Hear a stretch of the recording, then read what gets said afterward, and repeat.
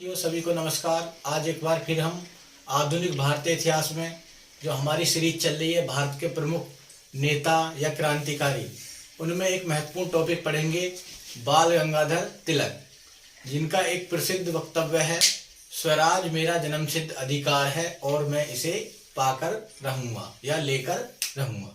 तो ये स्टार्ट करते हैं आज की क्लास। तो टॉपिक लिखना, बाल गंगाधर तिलक। बाल गंगाधर तिलक, इनका जो टेन्योर रहेगा, जीवन काल, वो 1856 से लेकर 1920 तक। ठीक है, यानी इनका जन्म 1856 में और मृत्यु 1920 में।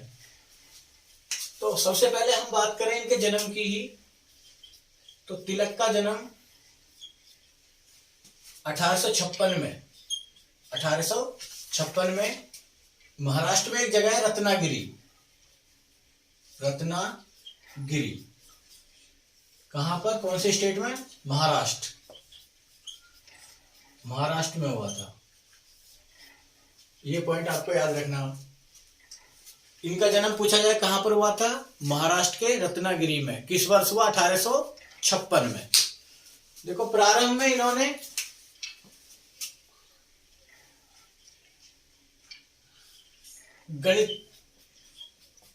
गणित के अध्यापक के रूप में कार्य करा। अध्यापक। तो क्वेश्चन ये भी पूछा जा सकता कि वह कौन से क्रांतिकारी नेता थे जो प्रारंभ में क्या थे? गणित के अध्यापक थे। तो बाल गंगाधर तिलक। दूसरा, उसके बाद इन्होंने टीचिंग लाइन छोड़ दी और ये पत्रकार बन गए। क्या बन गए? पत्रकार। तो ये पॉइंट आपको याद रखना है इनके बारे में। फिर हम इनके जीवन की जुड़ी हुई प्रमुख घटनाओं को जानेंगे। भारत के राष्ट्रीय आंदोलन में इनका क्या योगदान है, इस पर चर्चा करेंगे। हम ईयर वाइज, सन वाइज सन देखेंगे, जिसमें हम पहला पॉइंट जानेंगे इनके बारे में। 1880 में इन्होंने अपने साथियों के साथ मिलकर एक स्कूल खोला, new English school. New English school. New English school पूछा जाए, न्यू इंग्लिश स्कूल किसने खोला? तो तिलक ने। इनके साथी कौन थे? एक साथी का नाम याद रख लेना, गोपाल गणेश अगरकर। गोपाल गणेश अगरकर। गोपाल गणेश अगरकर। तो ये पॉइंट याद रखना। फिर इन्होंने शिक्षा के प्रसार हेतु ही पुणे में एक दक्कन एजुकेशन सोसाइटी की स्थापना की। तो 1884 की घटना याद रखना, दक्कन एजुकेशन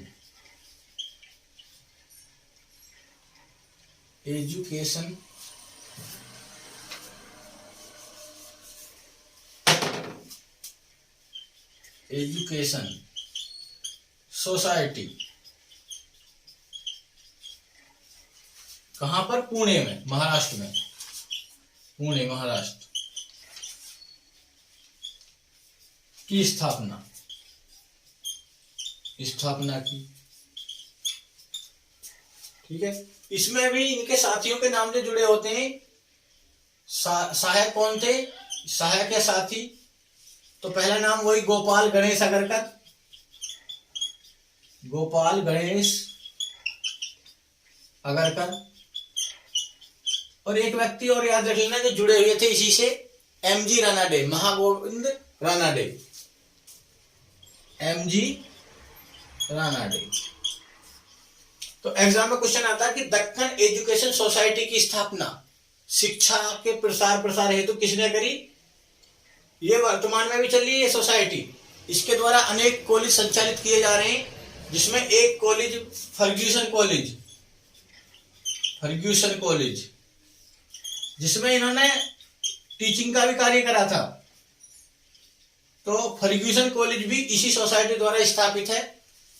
तो एग्जाम में क्वेश्चन आता है, जैसे मुंबई का फर्ग्यूसन कॉलेज, ये भी इसी के द्वारा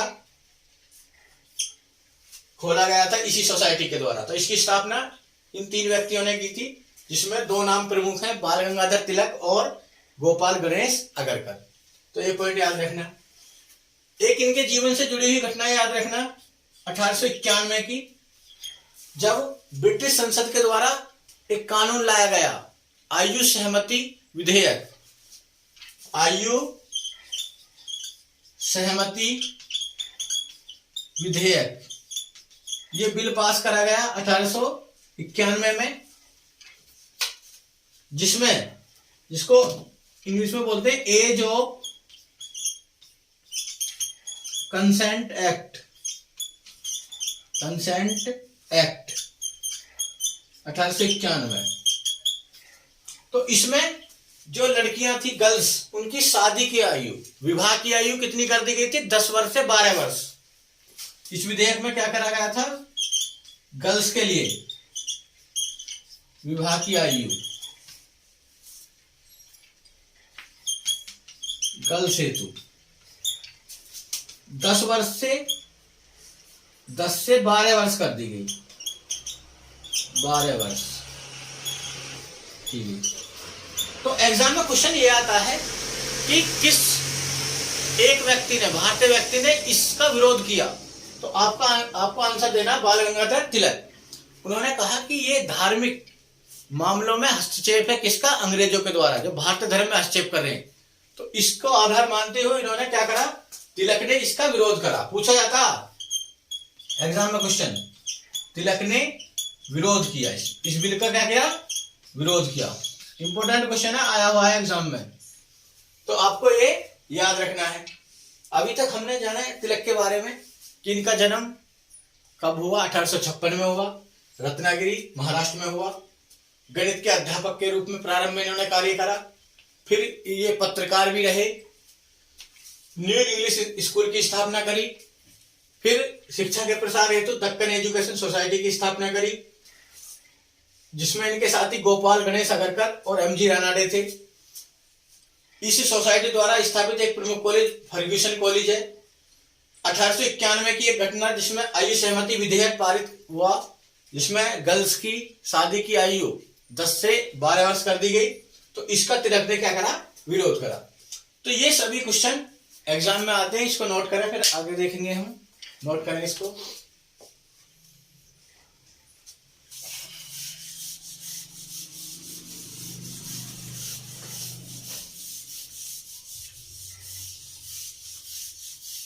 देखो, तिलक जी के बारे में एक क्वेश्चन आता है एग्जाम में कि ऐसे प्रथम व्यक्ति जिसने भारतीयों में राजनीतिक जागरूकता का विस्तार किया। तो आंसर देना तिलक। तो ये सभी क्वेश्चन आते हैं। पहला लिखना एक पॉइंट, तिलक ने ही सर्वप्रथम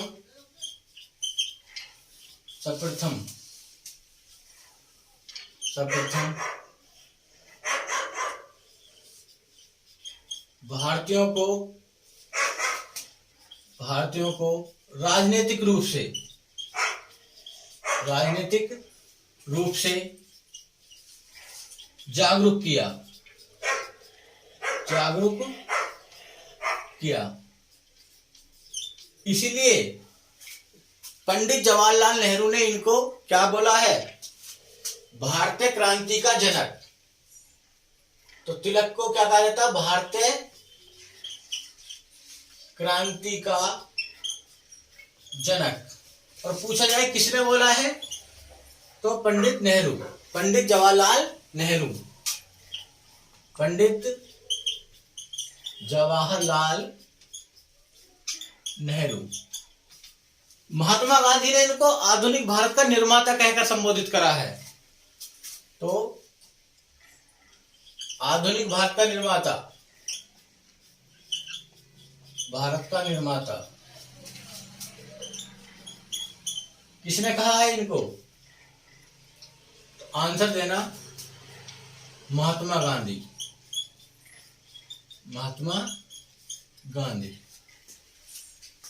उसके बाद देखो, क्योंकि बाद में ये क्रांतिकारी गतिविधियों में क्या हो गए थे, लिप्त हो गए, तो इनके कार्यों को देखते हुए एक व्यक्ति था वैलेंटाइन सरोल। वैलेंटाइन सरोल तो भारतीय अशांति का जनक, इनका एक नाम भारतीय अशांति का जनक, यानी the father of Indian unrest. The father of Indian unrest. Unrest मतलब उपद्रव। ये किसने बोला था इनको? वैलेंटाइन सरोल। ये एक अंग्रेज था, वैलेंटाइन सरोल, पत्रकार था वैलेंटाइन सरोल। इसने एक पुस्तक लिखी थी 1910 में, पुस्तक थी इंडियन अनरेस्ट। Indian unrest. तो इस पुस्तक में इन्होंने व्यक्तिगत रूप से, किसी अंग्रेजी सरकार ने नहीं कहा, ना ही भारतीय लोगों ने कहा, एक व्यक्ति है, कौन? वैलेंटाइन सरोल नामक अंग्रेज हैं। तो उन्होंने अपनी एक किताब इंडियन अनरेस्ट, यानी भारतीयों का उपद्रव, अनरेस्ट मतलब अशांति या उपद्रव या अशांति, ठीक है। तो इस पुस्तक में इन्होंने इनको क्या कहा था? भारतीय अशांति का जनक। देखो, एक क्वेश्चन एग्जाम में ये भी आता कि ऐसा प्रमुख क्रांतिकारी नेता जिन्होंने कांग्रेस के किसी भी अधिवेशन की अध्यक्षता नहीं करी, तो उसका भी आंसर यही है। तो ये लिखना क्वेश्चन, तिलक ऐसे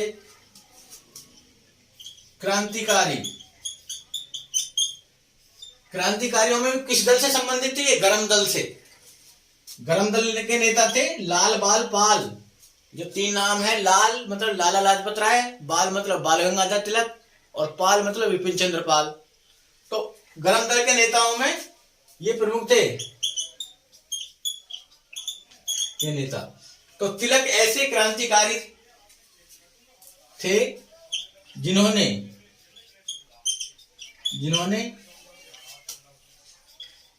कांग्रेस की अध्यक्षता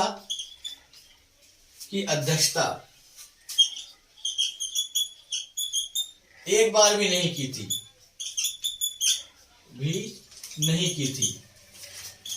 बहुत इंपॉर्टेंट फैक्ट है ये, बहुत पूछा जाता है एग्जाम में। नहीं की थी। क्यों नहीं की थी? इसका एक कारण था, एक बार इनको चुना गया था कांग्रेस के अध्यक्ष के रूप में, ये नामित हुए, परंतु जब वैलेंटाइन सरोल ने इनको भारतीय अशांति का जनक कह दिया, तो ये सरोल पर मुकदमा केस करने के लिए चले गए लंदन, ठीक है, मानहानि का मुकदमा करने के लिए। तो इस कारणवश एक बार भी कांग्रेस के पद की अध्यक्षता नहीं कर पाए। तो ये क्वेश्चन भी एग्जाम में पूछा जाता है कि गरम दल के ऐसे प्रमुख क्रांतिकारी नेता जिन्होंने एक बार भी कांग्रेस के किसी भी अधिवेशन की अध्यक्षता नहीं की, तो आपको आंसर देना बाल गंगाधर तिलक। ये बहुत इंपॉर्टेंट क्वेश्चन है। किस व्यक्ति ने बाल गंगाधर तिलक को भारतीय अशांति का, अनरेस्ट, उपद्रव का जनक कहा? वैलेंटाइन सरोल ने। कौन सी पुस्तक में? इंडियन अनरेस्ट में। तो ये पॉइंट भी आपको याद रखना। इनके जीवन की जुड़ी हुई घटना है 1897 इन पर देशद्रोह का मुकदमा चला गया। इन पर देशद्रोह, सेडिशन, देशद्रोह का मुकदमा हुआ। देशद्रोह का मुकदमा चलाया गया। क्यों चलाया गया? क्योंकि देखो, इनके दो समाचार पत्र थे, मराठा और ये था अंग्रेजी भाषा में, अंग्रेजी भाषा मराठा, और एक केसरी। केसरी मतलब शेर, दिलोयन, ये था मराठी भाषा में, ठीक है। ये दोनों समाचार पत्र साप्ताहिक थे, साप्ताहिक समाचार पत्र। ठीक है। तो ये इन समाचार पत्रों में लेख लिखते थे। क्या लिखते थे? लेख लिखते थे। और ऐसा बताया जाता है कि इन्हीं के लेखों को पढ़कर जो 1897 में एक घटना हुई थी जिसमें चापेकर बंधु, दो चापेकर भाई थे, दामोदर और बालकृष्ण, उन्होंने जो प्लेग कमीशन के अध्यक्ष थे रैंड और उसके सहायक आयस्ट की हत्या कर दी थी। ठीक है। तो बताया जाता उन्हीं के लेखों से प्रभावित हुए, तो इसी कारण तिलक पर मुकदमा चलाया गया। ठीक है। क्योंकि तिलक ने दो उत्सव भी प्रारंभ कराए थे। तिलक देखो ऐसे व्यक्ति थे जिन्होंने राजनीति को धर्म से जोड़ा। राजनीति को किससे जोड़ा? धर्म से। तो इन्होंने दो फेस्टिवल स्टार्ट कराए थे। एक फेस्टिवल 1893 में गणेश उत्सव और 1895 में शिवाजी महोत्सव या शिवाजी उत्सव। तो पूछा जाता है एग्जाम में, ये दोनों महोत्सव किसने स्टार्ट कराए? तो तिलक ने। तो वो बताते थे, इन लेखों में लिखते थे ऐसे कि अगर किसी दुष्ट व्यक्ति को, किसी तानाशाह को मारा जाएगा तो वो पाप नहीं कहलाएगा। तो इन्हीं से प्रभावित होकर जो चापेकर बंधु थे उन्होंने रैंड की हत्या करी थी। ठीक है। तो इसी कारणवश इन पर भी मुकदमा, उन दोनों भाइयों को तो फांसी हुई इस केस में और इनको 18 महीने की जेल हुई। तो पहले इसको नोट करें, फिर हम उसको लिखाते हैं। पहले इसको नोट करें इतना।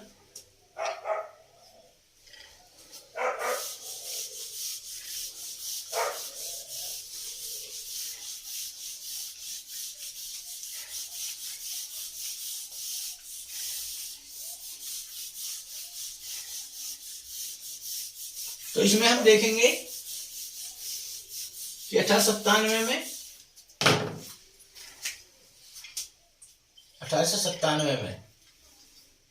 देशद्रोह के कारण इन पर आरोप लगाया है देशद्रोह का। इनको कितने महीने की सजा हुई? 18 महीने की सजा। 18 महीने की सजा। और इनको कहां पर भेजा गया?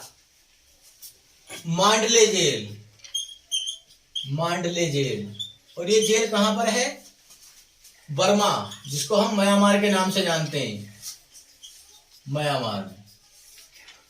बताया जाता है कि जब ये जेल काटकर वापस आए तो लोगों में ज्यादा पॉपुलर हुए, प्रसिद्ध हुए, और लोगों ने, जनता ने, जो भारतीय लोग थे, इन्हें लोकमान्य की उपाधि दी गई।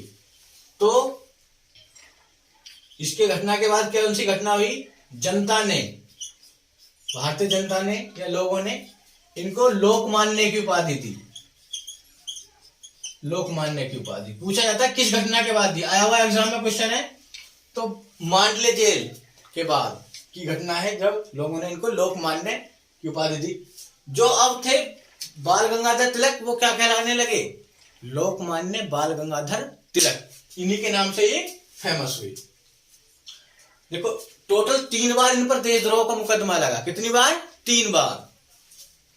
एक मुकदमा जो याद रखना आपको, 1908 में देशद्रोह का मुकदमा लगा।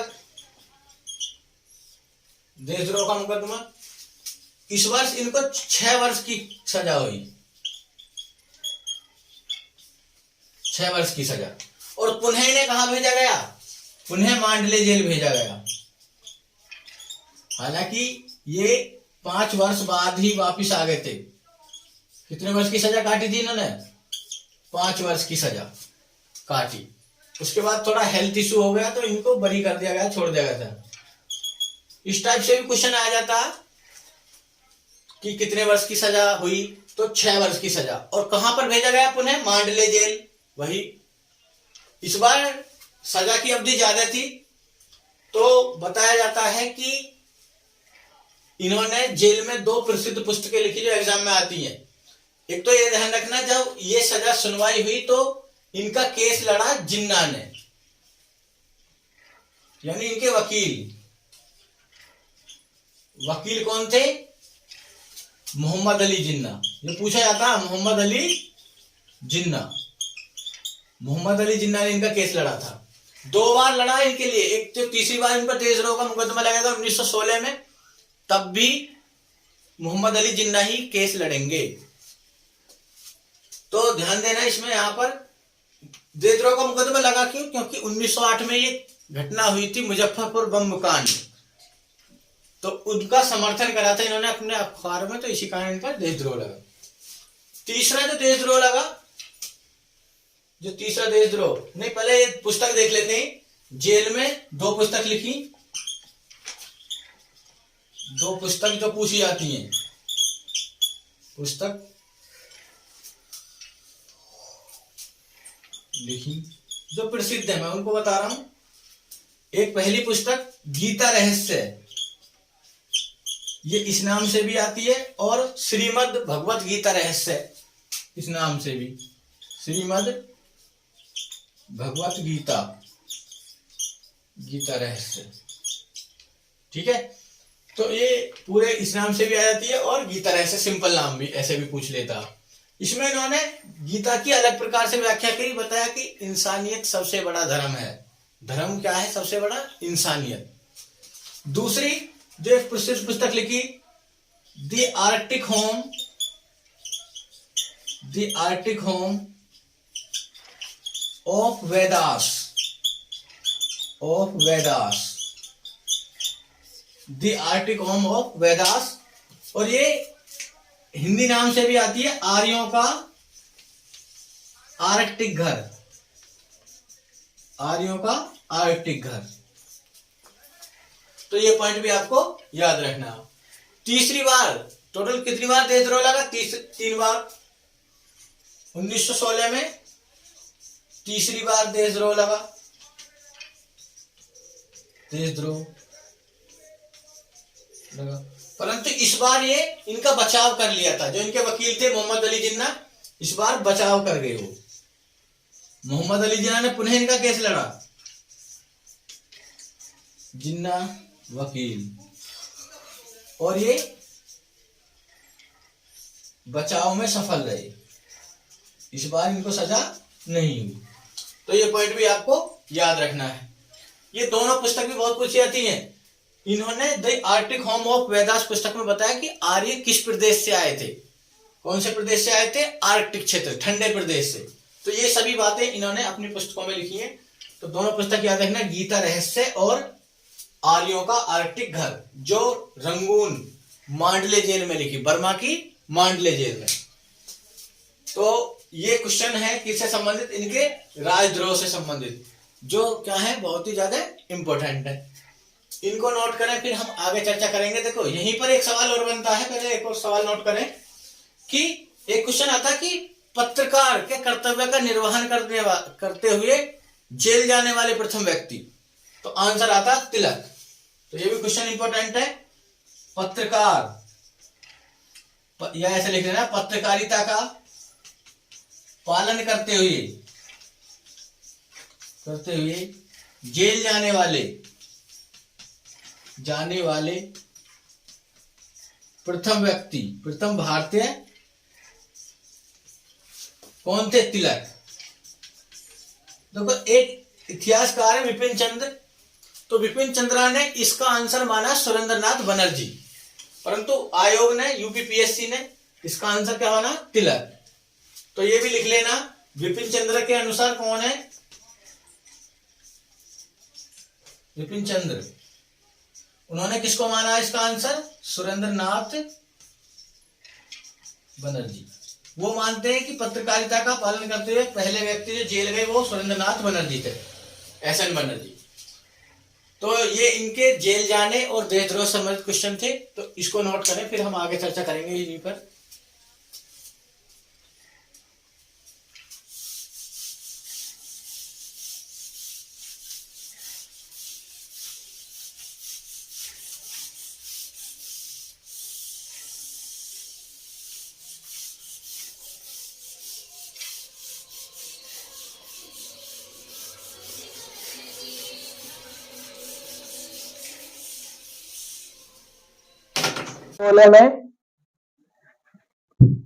में तिलक ने स्वशासन की प्राप्ति हेतु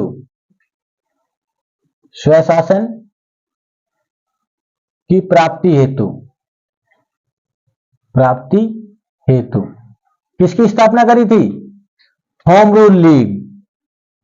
इंपॉर्टेंट है, होम रूल लीग की स्थापना की।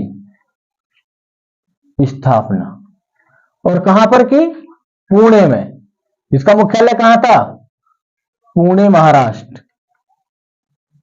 तो ये पॉइंट भी आपको याद रखना। एक 1916 में ही एनी बेसेंट ने भी, एनी बेसेंट ने होम रूल लीग की स्थापना है। होम रूल लीग, और ये कहां पर? मद्रास।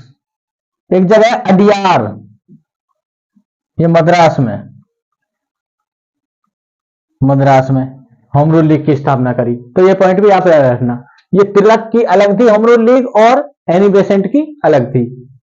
उसके बाद तिलक का जो योगदान माना जाता है 1916 में कांग्रेस का अधिवेशन। कांग्रेस का अधिवेशन कहां पर हुआ? लखनऊ में हुआ। तो तिलक का जो योगदान माना जाता है, तिलक ने लखनऊ पैक्ट, इसी लखनऊ अधिवेशन में एक लखनऊ पैक्ट या समझौता हुआ कांग्रेस और मुस्लिम लीग के बीच। तो उसको कराने में मुस्लिम लीग की तरफ से जिन्ना ने और कांग्रेस की तरफ से तिलक ने महत्वपूर्ण भूमिका निभाई। तो याद रखना, कांग्रेस का लखनऊ अधिवेशन, लखनऊ अधिवेशन हुआ। आपको कमेंट करके यह बताना कि 1916 के कांग्रेस के लखनऊ अधिवेशन की अध्यक्षता किसने की थी, कमेंट बॉक्स में लिखना इसको। तो लखनऊ अधिवेशन में निष्कर्ष क्या हुआ? लखनऊ समझौता, लखनऊ समझौता या पैक्ट, जिसमें कांग्रेस व मुस्लिम लीग के बीच क्या हुआ? समझौता, समझौता।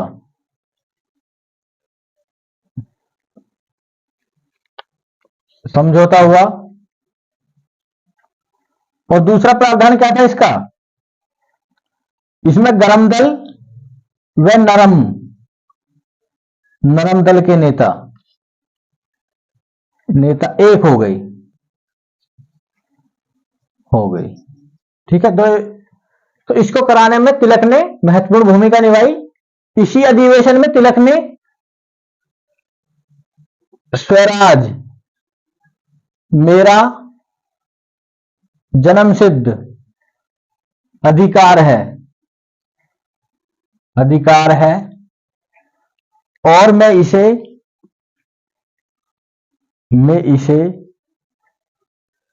लेकर रहूंगा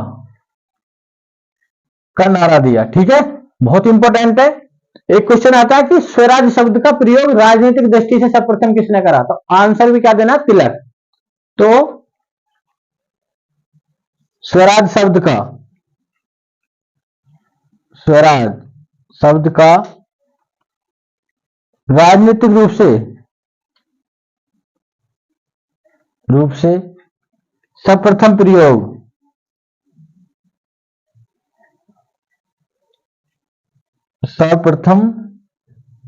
प्रयोग किसने करा? तिलक ने किया। तो ये पॉइंट भी आपको याद रखना है। ठीक है, देखो वैसे ये जो नारा था स्वराज मेरा जन्मसिद्ध अधिकार, इसको मूल रूप से इनके एक सहयोगी थे, वो अंग्रेज थे, उनका नाम क्या था? जोसेफ बाप्टिस्टा। तो ये मूल रूप से किसने दिया था?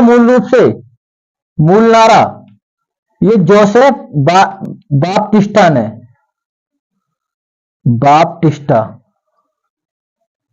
तो ये पॉइंट भी याद रखना। वैसे हालांकि यही पूछा जाता, इन्होंने ही इस नारे को पॉपुलर किया था, तिलक जी ने ही, इन्हीं का नाम आता, परंतु मूल रूप से नारा किसका था? जोसेफ बाप्टिस्टा का, ये एक अंग्रेज थे। देखो तिलक के बारे में कहा जाता है कि ये गरम दल के नेता थे। तो ये उदारवादी जो थे, मॉडरेट, उनका क्षमा याचिका वाली जो नीति थी, याचना और याचिका वाली नीति, उनका विरोध करते थे। और इन्होंने कांग्रेस को तो भीख मांगने वाली संस्था ही कह दिया था। तिलक ने क्या कहा था? तिलक ने कांग्रेस को भीख मांगने वाली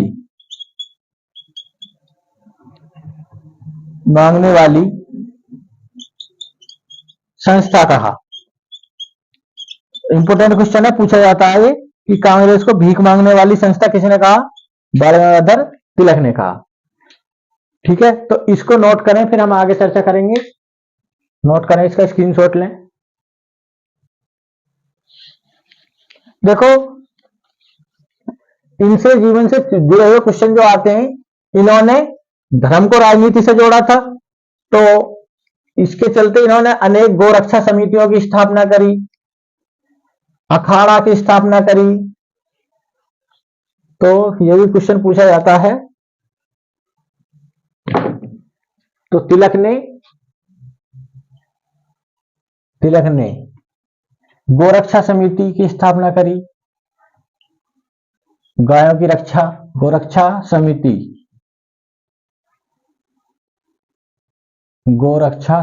की स्थापना। ये क्वेश्चन भी पूछा जाता है। और बताया जाता है इनकी मृत्यु जो हुई वो हुई 1 अगस्त 1920 को, जिस दिन स्टार्ट होना था, प्रारंभ होना था गांधी जी का असहयोग आंदोलन, उसी दिन तिलक जी की मृत्यु हुई।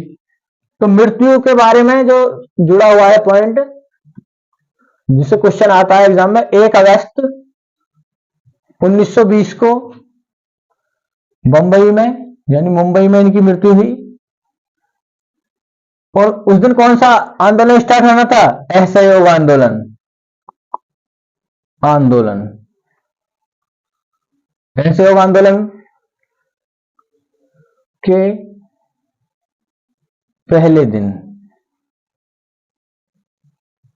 ठीक है, तो एक क्वेश्चन एक बार यूपीपी से 2016 में आया कि तिलक की मृत्यु जब हुई 1920 में, तो इनकी अर्थी को कंधा किस मुस्लिम व्यक्ति, एक मुस्लिम व्यक्ति था गांधी जी के साथ, शौकत अली ने दिया। तो गांधी जी के साथ शौकत अली ने, जो अली बंधु थे, शौकत अली और मोहम्मद अली, शौकत अली ने अर्थी को कंधा दिया। तो ये सभी पूछा गया क्वेश्चन है ये भी। और यहीं से क्वेश्चन आता है कि जो गांधी जी है, गांधी जी को तिलक का राजनीतिक उत्तराधिकारी माना जाता है। राजनीतिक उत्तराधिकारी माना जाता है। तो ये सभी पॉइंट आपको याद रखने। फिर गांधी जी आगे किसकी जगह? तिलक जी की जगह। तो आज की क्लास में हमने किनके बारे में जाना था? बाल गंगाधर तिलक के बारे में। बहुत ही इंपॉर्टेंट टॉपिक है। उपनाम, जैसे आधुनिक भारत का निर्माता किसने कहा? गांधी जी ने। भारतीय क्रांति का जनक किसने कहा? नेहरू ने। भारतीय अशांति का जनक किसने कहा? वैलेंटाइन स्रोल ने। लोकमान्य की उपाधि किसने दी? जनता ने दी। कितनी बार देशद्रोह का मुकदमा हुआ? 3 बार। एक बार 18 महीने की सजा हुई, दूसरी बार 6 वर्ष की सजा हुई, और दोनों बार मांडले जेल गए। कहां पर? Rangoon, Burma. 1916 में बरी हो गए। 2 बार वकील कौन रहे? मोहम्मद अली जिन्ना। फिर 2 समाचार पत्र थे इनके, मराठा और केसरी याद करने। जो 2 प्रमुख उत्सव इन्होंने स्टार्ट कराए, शिवाजी और गणेश उत्सव। फिर 2 पुस्तक भी याद रखनी है हमको, गीता रहस्य और आर्यों का आर्कटिक घर, the Arctic home of Vedas. ये भी याद रखना पॉइंट। तो कांग्रेस इसी पर पत्रकार का निर्वहन करते हुए पहली बार जेल गए, ये भी इनसे जुड़ा हुआ एक क्वेश्चन है। और लखनऊ समझौता कराने में महत्वपूर्ण भूमिका निभाई। उसी अधिवेशन में 1916 के में लखनऊ अधिवेशन में नारा दिया, स्वराज मेरा जन्मसिद्ध अधिकार है और मैं उसे लेकर रहूंगा। राजनीतिक रूप से गांधी जी को तिलक का ही उत्तराधिकारी माना जाता है। सबसे पहले स्वराज शब्द का प्रयोग राजनीतिक दृष्टि से तिलक ने करा। और एक क्वेश्चन आ जाता कि हिंदी को संपूर्ण भारत की भाषा बनाने की बात कही बात कही। ठीक है, मैक्स मुलर ने इनके बारे में कहा है, एक बार क्वेश्चन आया मैक्स मुलर ने कि एक संस्कृत के विद्वान के रूप में, संस्कृत के विद्वान के रूप में तिलक में मेरी दिलचस्पी है। ये मैक्स मुलर का कथन है जो एग्जाम में पूछा हुआ है कि संस्कृत के विद्वान के रूप में मेरी तिलक में दिलचस्पी है। और एक तिलक जी का प्रमुख कथन है जो पूछा जाता है कि यदि भगवान अस्पष्टता को स्वीकार करते हैं तो मैं ऐसे भगवान को नहीं मानता। तो ये सभी कथन से संबंधित क्वेश्चन और जितने इनके जीवन काल से संबंधित क्वेश्चन थे जो एग्जाम में इंपॉर्टेंट है, सभी को हमने कवर करा। अगली क्लास में हम किसी अन्य टॉपिक पर चर्चा करेंगे। सभी को धन्यवाद।